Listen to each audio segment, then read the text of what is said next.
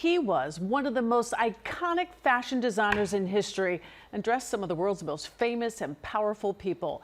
Tonight, the world of fashion mourns Giorgio Armani, who died at the age of 91. His name became synonymous with luxury, and his chic Italian designs became a fixture on the red carpet and in the boardroom. For instance, actress Julia Roberts posting a picture of herself with the designer on Instagram and included a broken heart emoji.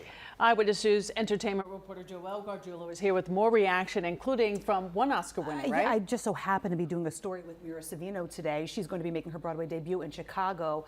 I unfortunately broke the news to her, and you have to understand, he did her wedding dress, and she told me such beautiful stories about him, and she was crying, understandably, and she is just one of the celebrities mourning Giorgio Armani's death today.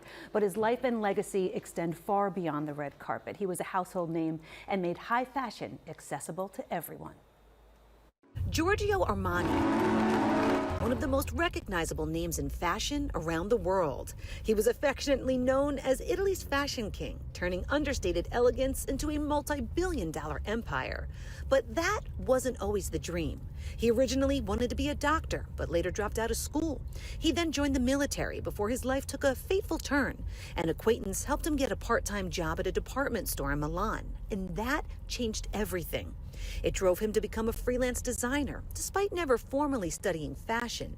And in 1975, the Giorgio Armani brand was born. But it wasn't until 1980, when he dressed Richard Gere for American Gigolo, that he won the hearts of American shoppers. The Hollywood connection earned him wardrobe film credits in more than 200 movies, including The Dark Knight and The Wolf of Wall Street. Off-screen, he dressed some of Hollywood's biggest stars for some of their biggest moments, and that includes Oscar-winning actress Mira Sorvino. I can't believe he's passed. He was a huge part of some of the biggest events of my life. He designed and dressed me for the Oscars. I felt like a princess that night. Armani went on to design her wedding dress and all her bridesmaids' dresses. He lent me his yacht for my honeymoon. I mean, and his apartment in Portofino. He was a great man, a great designer, full of class. But Giorgio Armani wasn't just for the rich and famous. He made his fashion accessible for the everyday shopper with spin-off brands like Armani Jeans and Armani Exchange. He took a hands-on approach to running his empire. He was the sole shareholder and remained deeply involved in day-to-day operations, driven by his passion for fashion. The older you get, the more active you are, the younger you keep. Yeah, I mean, the secret is to do something that you love. Mr. Armani, as he was always respectfully called by employees and collaborators, passed away peacefully, surrounded by his loved ones. Now, tributes are pouring in.